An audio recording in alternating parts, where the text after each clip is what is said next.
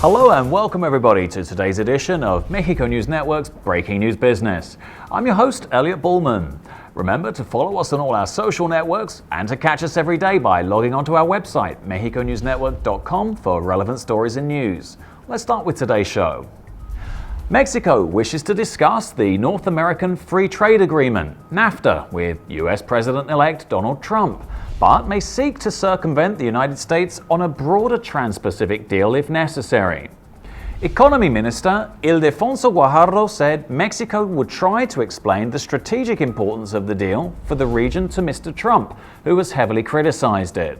Trump has relentlessly attacked NAFTA and condemned the Trans-Pacific Partnership, a broader deal signed this year between 12 nations on the Pacific Rim that Mexico hoped it could use as a vehicle to update NAFTA and assuage U.S. critics. Economy Minister Ildefonso Guajardo said Mexico aims to persuade Trump how beneficial NAFTA, which took effect in 1994 between the United States, Mexico and Canada, had been for North America, despite the Americans' criticism of the deal. Also, if the Trans-Pacific Partnership is not the means to modernize NAFTA, Mexico would have to look for other pathways, though any talks on the tripartite accord would have to include Canada, Guajardo said. The Mexican government sees TPP as a crucial part of efforts to trade more with Asia. If the U.S. Congress doesn't ratify the deal, Guajardo said consideration should be given to whether the remaining countries could put it into effect without the world's biggest economy. Guajardo said he expected as many as 7 signatories to have ratified TPP by the end of 2016, mentioning New Zealand, Australia, Singapore, Vietnam, and Malaysia. Japan's lower house already approved the deal last Thursday. Mexico and the United States conduct about $500 billion in trade every year, with the balance of commerce favoring the smaller country by tens of billions of dollars. Mexico is the United States' second biggest foreign goods market after Canada. So far this year, 16% of total U.S. exports have gone to Mexico, U.S. data shows. Moving on. Republicans in the House of Representatives hope to offer President-elect Donald Trump an alternate plan to his proposed U.S. Mexico border wall, a first test by lawmakers from his own party of one of his key campaign promises. Just a day after Trump's stunning election victory over Democrat Hillary Clinton, congressional aides told Reuters the lawmakers wanted to meet with Trump's advisors to discuss a less costly option to his big, beautiful, powerful wall. The plan would involve more border fencing and additional border staffing with federal agents, many of whom belong to labor unions that supported Trump's candidacy, the aides said. Double layers of fencing would be extended along parts of the roughly 2,000-mile border rather than constructing a brick-and-mortar wall, according to the proposal. A House Republican aide and a Department of Homeland Security official said a wall was not realistic because it would block visibility for border agents and cut through rugged terrain, as well as bodies of water and private land. The House aide said House Republicans working on the alternative plan were waiting for Trump's transition team to be put in place first before setting a date for the meeting.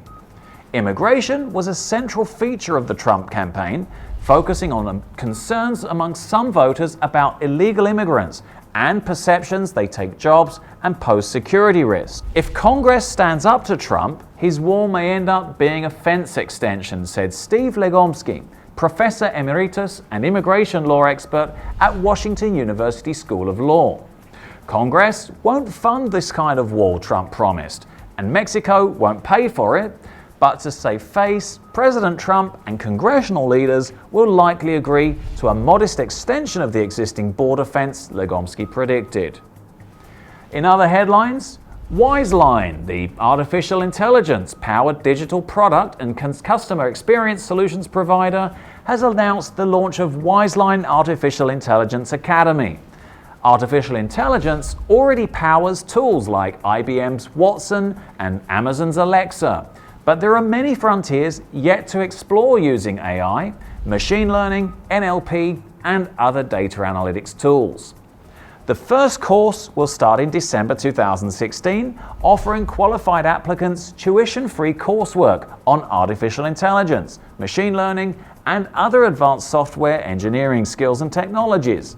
The courses will be given at Wiseline's office campus in Guadalajara, Mexico.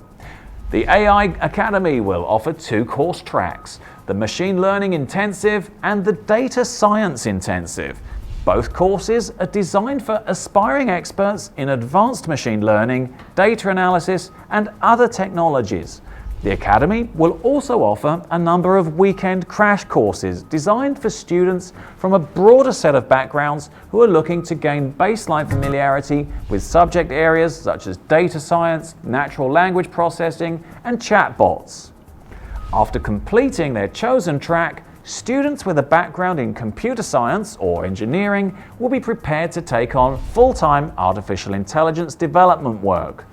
Matt Pasiensky, head of growth and director of the AI Academy Wiseline, said, "The goal of AI Academy is to prepare talented engineers for the massive growth in demand for an artificial intelligence skill set, which has recently begun." AI and machine learning today are what distributed systems and cloud computing were about 10 years ago, which means we're poised for massive growth in demand for engineers with pertinent skill sets. With its main software engineering campus in Guadalajara, Wiseline has more than tripled in size in the past year. The company aims to address customer demand for AI-powered business applications while grooming talent to excel at the cutting edge of technology. To qualify for Wiseline AI Academy's intensive course track, students must have a degree in computer science or applied mathematics, or have at least 2 years of experience developing software. To qualify for crash courses, students should know basic computer programming. To learn more and request more information, visit AI Academy's website. And finally, let's take a look at the markets. The Mexican peso decreased 1.8% to 20.47 from 20.84 in the previous trading session.